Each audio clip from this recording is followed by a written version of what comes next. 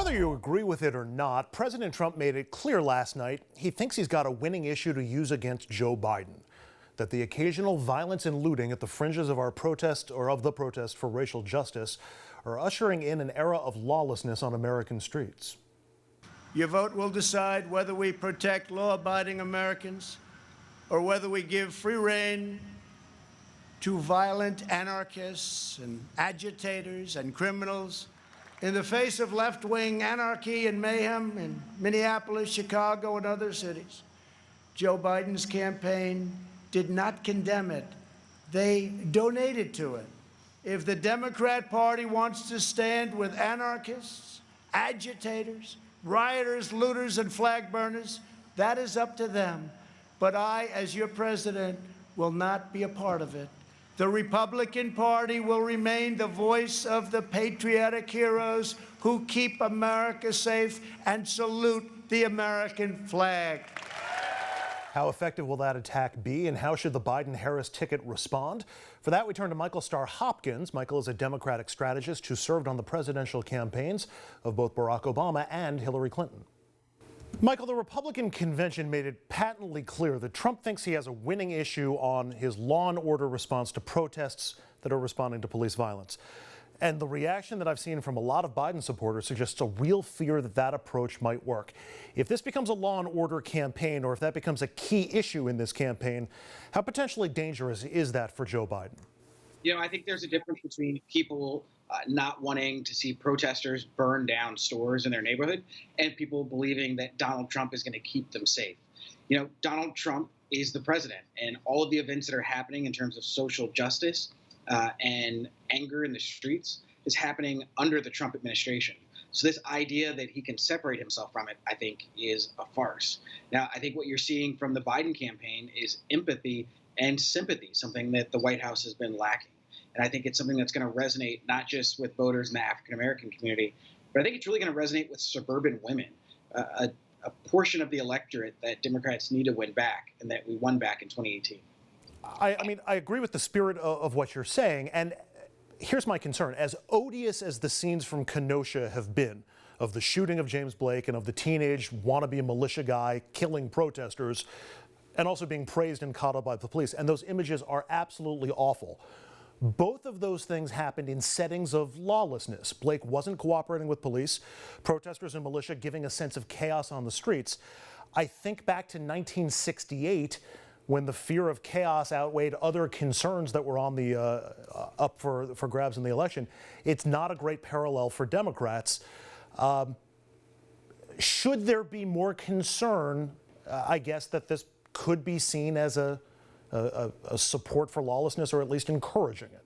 You know, if Donald Trump were Richard Nixon, then I'd say the Democrats may be in trouble, because as awful as Richard Nixon was, he was competent.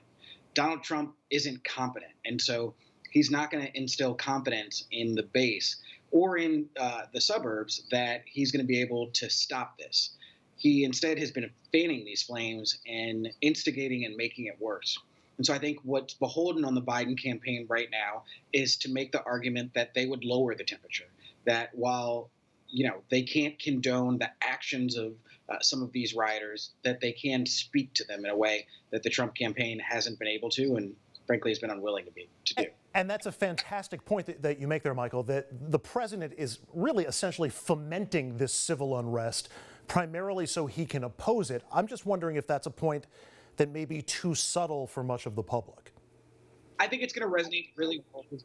I think what we saw from the RNC was the greatest hits of right-wing conservative talking points. I think the only thing I didn't hear him really talk about was Benghazi. So, that's left off the bingo card.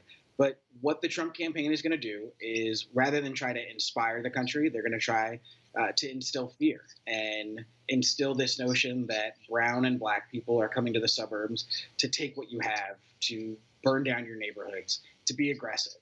And so those fear tactics worked in the 1960s. I don't think they'll work in 2020, but we'll find out on election day. Found a report on 538 that said that polling remains supportive of the BLM movement, but the numbers are slipping a little bit. They also note that the impact, or the review of Black Lives Matter, is not impacting Biden's numbers yet. Is there also a danger potentially that voters will mentally link the Black Lives Matter movement with Biden? Is that a potential positive for Biden if they do? I think this has shown one of the weaknesses of the Trump campaign's ability to stay on message, because at one point they would say that Joe Biden's campaign is too progressive, that he's a socialist. Then at another point, they say that he's going to abandon the progressive wing, and that he's this tough on crime, 1994 crime bill prosecutor of the African American community. And so that mixed messaging has weakened their ability to be able to get something to stick. Now, I think that there are concerns within the Biden campaign about how to frame this, and I think Black Lives Matter and the movement itself is going to have to do a better job of self-policing. But I think that there's distinctions within this organization and within the Biden campaign that Trump isn't going to be able to take advantage of. Does the Biden campaign have to respond? And if so, how should they? A quasi-presidential address? Should Biden go to Kenosha? Is there a role for Kamala Harris in the campaign's response here? Yeah, I think you saw in some of the comments that she made on the Today Show, some of the comments she made yesterday, that she's going to be a valuable asset to this campaign, especially her ability to be able to speak to communities of color and her experience as a former prosecutor. And I think what you're now seeing is the Biden campaign effectively be able to talk about her experience in a way that she wasn't able to talk about it during the primary, in a way that's constructive and gets to the root of equal justice issues. And so I think she's going to be one of the most important assets for this campaign. The other potential risk for the Biden campaign is that this takes oxygen away from other issues, particularly things like the coronavirus and the response to the virus or the economy. Is that incumbent on Biden then to respond to this to free up room for these other issues, or can they continue pressing these other issues even as there is an increased focus on protests and law and order? Being president is about juggling crises.